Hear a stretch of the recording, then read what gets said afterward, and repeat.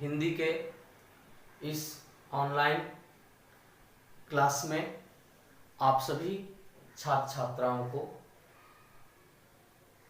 सुप्रभात।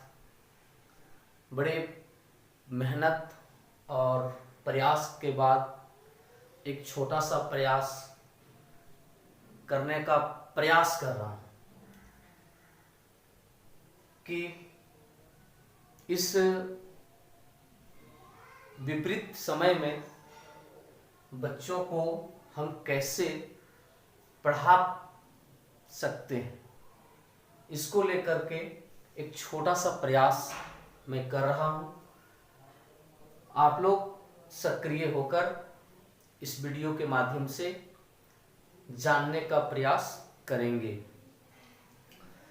आज हम कक्षा 10वीं की पाठ्य पुस्तक क्षितिज भाग 2 का प्रथम पाठ सूरदास के पद का अध्ययन करेंगे।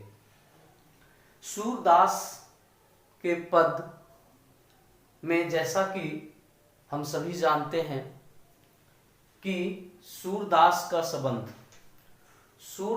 का संबंध हिंदी साहित्य के जिस काल से रहा है वह है भक्ति काल।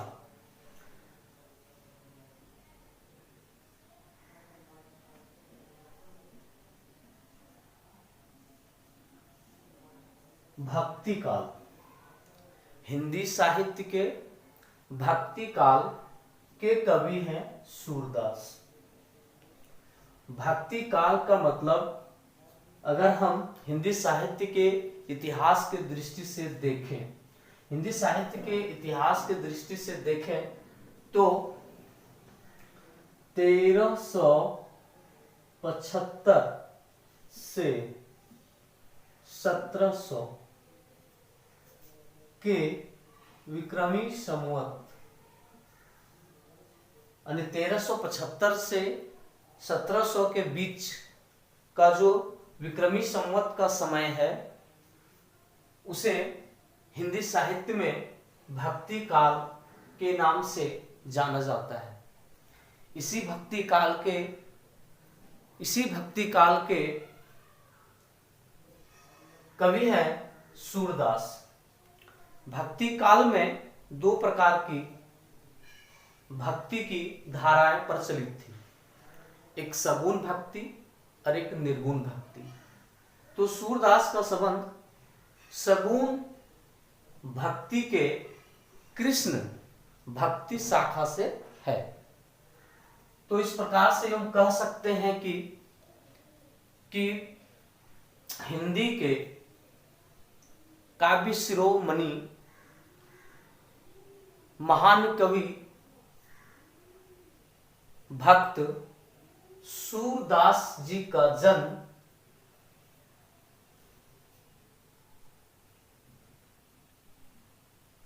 1478 को मथुरा,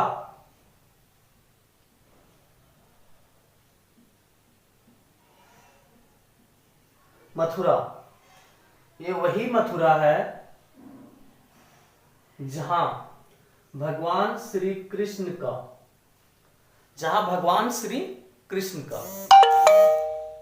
जन्म हुआ था। जहां भगवान श्री कृष्ण का जन्म हुआ था यही मथुरा जो उत्तर प्रदेश में अवस्थित है। इसी मथुरा के निकट एक क्षेत्र है रेणुका।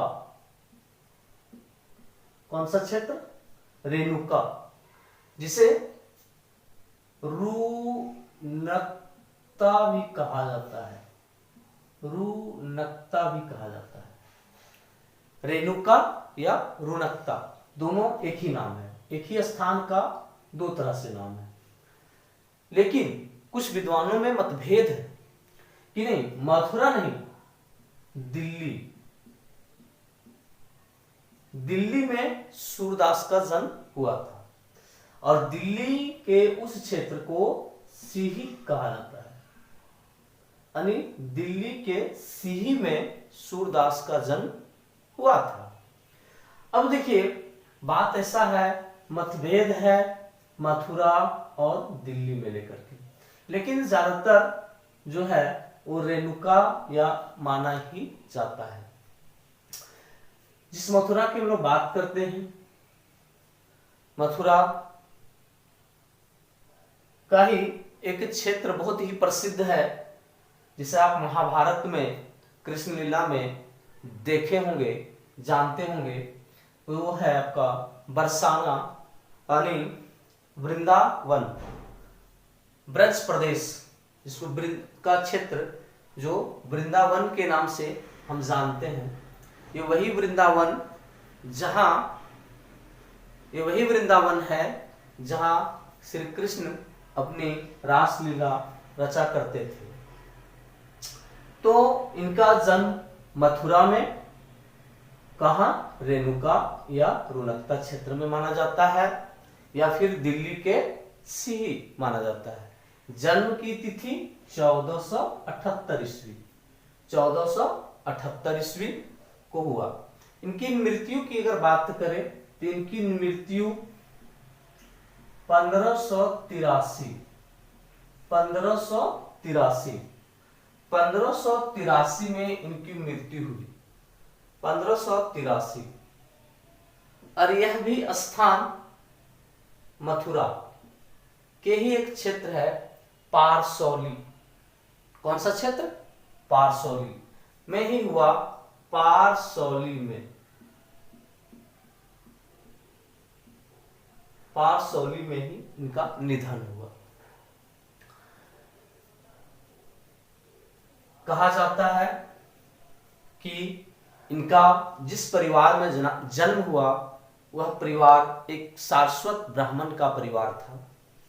इनके पिता का नाम रामदास था, रामदास सारस्वत, इनके पिता का नाम रामदास था।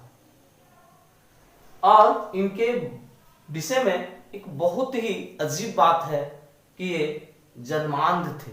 जन्मांध मतलब जन्म से ही अंधे थे। जन्मांध का मतलब जन्म से ही अंधे थे।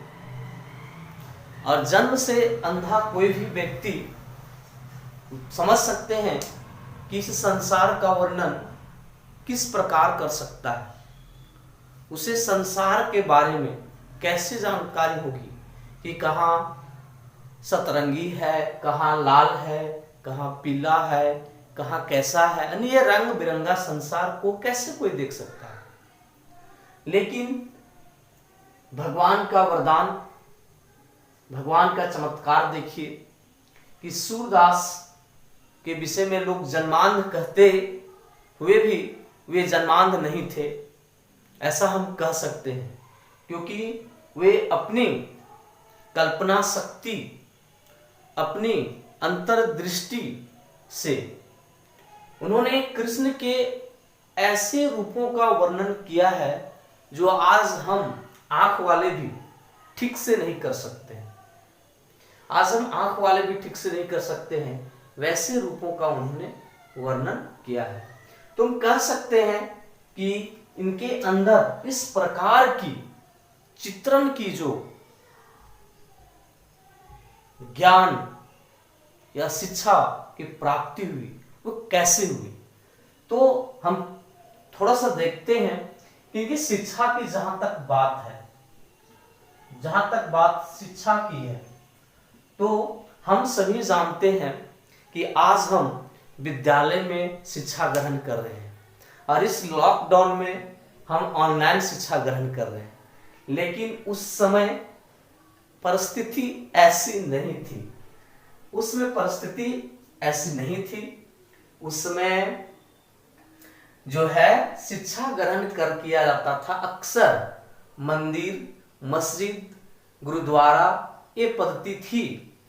तो थोड़ा सा मध्यकाल का जो समय था थोड़ा विकसित हुआ था, गुरु शिक्षा प्रणाली से आगे आया था।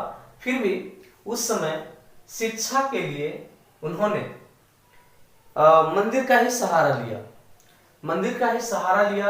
उसमें उन्होंने उनकी भेंट यानी गुरु के रूप में उनकी भेंट सबसे पहले जो है वल्लभाचार्य से होती है।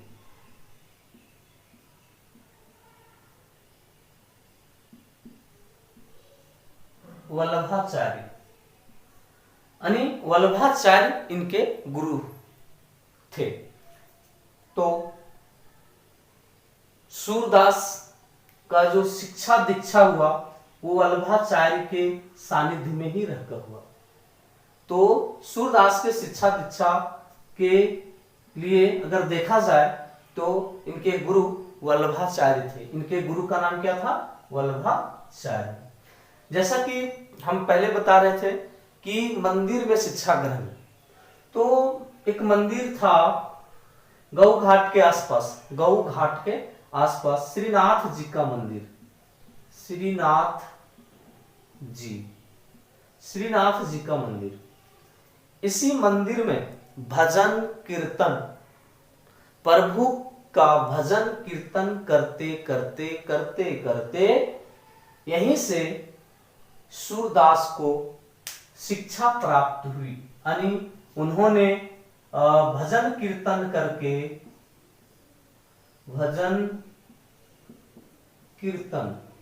उन्होंने भजन कीर्तन करके शिक्षा ग्रहण की। वल्लभाचार्य से वो दीक्षित हुए और भजन कीर्तन करते हुए वे शिक्षा ग्रहण किए और उसी शिक्षा से उन्होंने आज कृष्ण से संबंधित कई सारे पद को उन्होंने रच दिए। तो इनका रचना का संसार बहुत बड़ा है और वे जैसा कि आप देख सकते हैं कि लगभग 100 साल से अधिक दिनों तक वे जीवित रहे। तो वल्लभाचार्य के सानिध्य में रहने के बाद उन्होंने भजन कीर्तन से शिक्षा ग्रहण की। और इतना ही नहीं, वल्लभाचार्य के सानिध्य में ही रहने से वे अन्य भक्त कवियों के साथ मिलकर भी शिक्षा का प्रचार प्रसार, भजन कीर्तन का प्रचार प्रसार करने का काम किए और समाज को प्रेम की परिभाषा सिखाने का एवं समाज से प्रेम की परिभाषा को सीखने का भी काम इन्होंने किए। सूरदास अष्टछाप के कवि थे।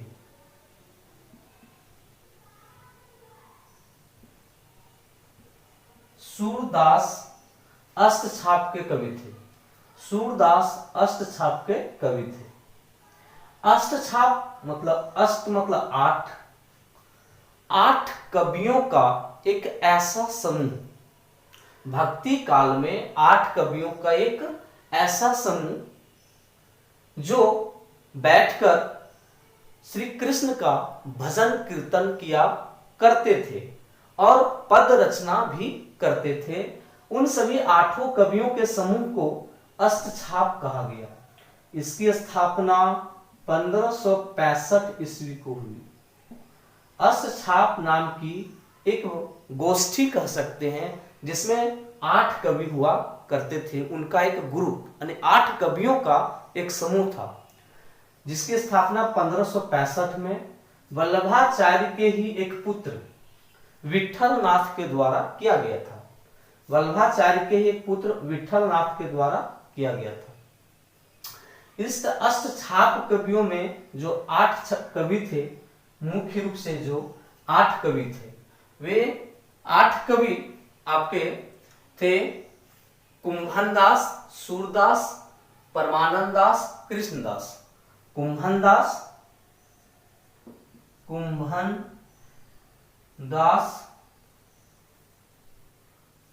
सूरदास,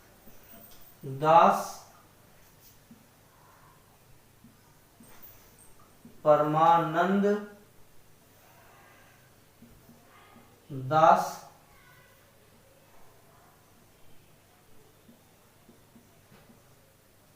कृष्णदास। कुंभनदास, सूरदास, परमानंद दास, कृष्णदास। इसके बाद ये जो चार थे, ये चार के चार वल्लभाचार्य के शिष्य थे। ये चार के चार वल्लभाचार्य के शिष्य थे। यानी यहां पर एक प्रकार से लोग कह सकते हैं कि दो गुरु थे, एक वल्लभाचार्य और एक विठलनाथ। एक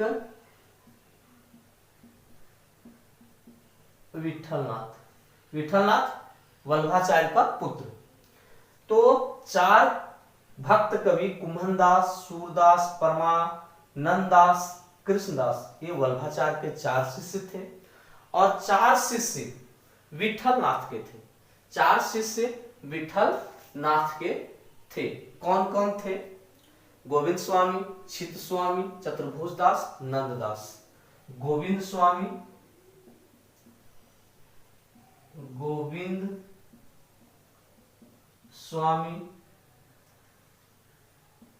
चित्त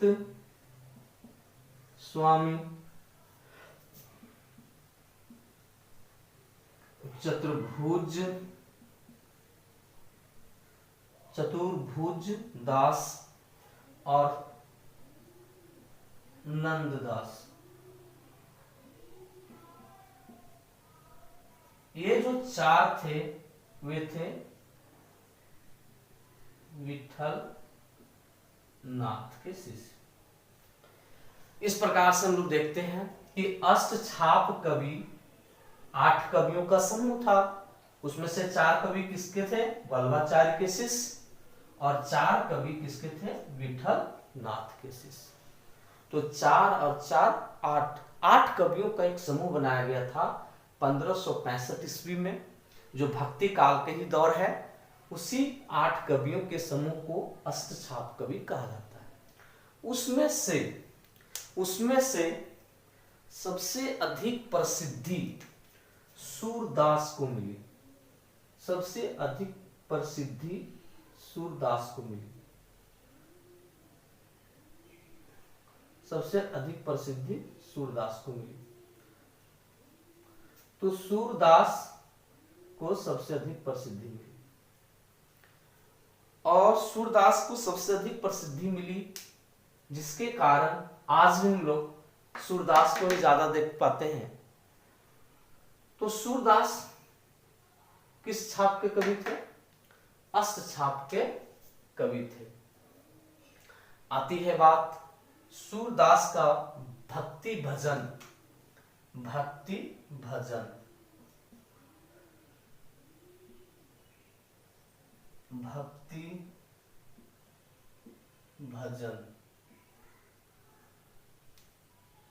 भजन सूरदास, जो भक्ति और भजन की जो बात आती है, तो भक्ति भजन की बात हम लोग कर रहे थे। तो भक्ति भजन कैसे होती थी? तो सबसे पहली बात कि सूरदास मथुरा और वृंदावन ये दोनों के बीच में एक स्थान था जिसका नाम था गौ घाट।